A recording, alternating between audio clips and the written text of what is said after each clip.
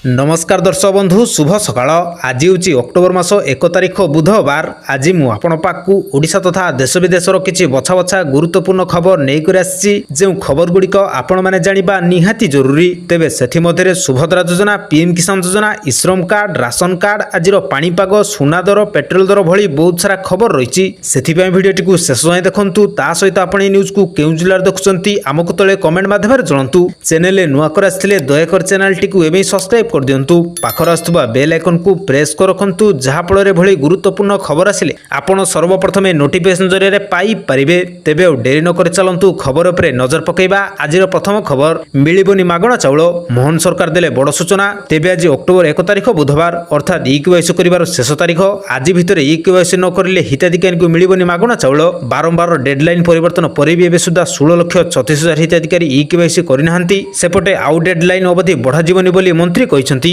तेबे राज्य रे जून 30 रु ई-केवाईसी प्रक्रिया को शेष करछंती सरकार। जेउ माने ई-केवाईसी करिनाहांती सेमानक राशन सामग्री बंद करा जिवो। एथि सहित जेउ माने आज सुधा ई-केवाईसी करिवे सेमाने पुणी थेर राशन पाइबे बोली घोषणा करछंती सरकार। तो चालंतु नजर पकेइबा परवर्ती खबर उपरे। बड़दाण्डरे आउ बिक्री हेबोनी मद आमिष, आईन मंत्री देले बड़ सूचना। तेबे बड़दाण्डरे आउ बिक्री होई परिबोनी मद एवं आमिष। श्रीमंदिर 1 किलोमीटर परिधि आउ रहिबोनी कोनोसी मद दुकान। आईन मंत्री पृथ्वीराज हरिचंद्रन देले बड़ सूचना। बड़दाण्ड सामने मद दुकान और मादक द्रव्य बिक्री बंद करिवे सरकार। बड़दाण्डरे आमिष भी बंद करने को निष्पत्ति नियाइछि। मद बिक्री बंद नहीं पुलिस आसिया परे कार्यकारी करा जिवो। सूचना अनुसार जदि केही अमानिया नियम उल्लंघन करती तेबे तांको विरोध में दृढ़ कार्यानुष्ठान नियाजिवो बोली कुहाଯାଉଛି। तो चालंतु नजर पकेइबा परवर्ती खबर पर। सर्वोच्च स्तर छुईला हीराकुद जलस्तर, पुणी खोलागला 9टी गेट। तेबे शीर्ष स्तर को छुईला हीराकुद्र जलभंडार। हीराकुद्र जलस्तर सर्वोच्च जलधारण क्षमता 630 फुट छुईला। 1,02,226 क्यूसेक जल निष्कासन होतिया बेले समान परिमाण रे जल डैम को प्रवेश करुछि। वर्तमान 9टी गेट दे जल निष्कासित होछि। तेबे वर्तमान पर्यंत कौनसी चिंताजनक स्थिति नहीं, किंतु वर्षा बढ़िले अधिक गेट खोला जाय पारे। तो चालंतु नजर पकेइबा परवर्ती खबर पर।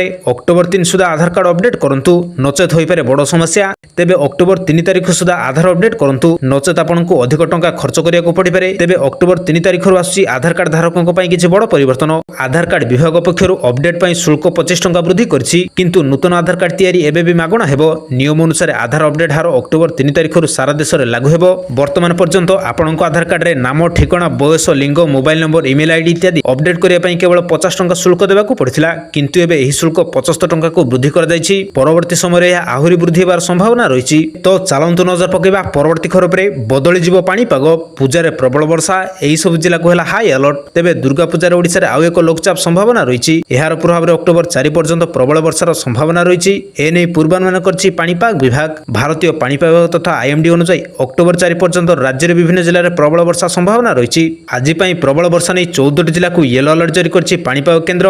तेबे आज पुरी, खोर्धा, नयागढ़, गंजम, गजपति, सोनपुर, बौद्ध, नुआपड़ा, बलांगीर, कलाहांडी, कंधमाल, नवरंगपुर, रायगड़ा, कोरापुट, मालकानगिरी, बालेश्वर,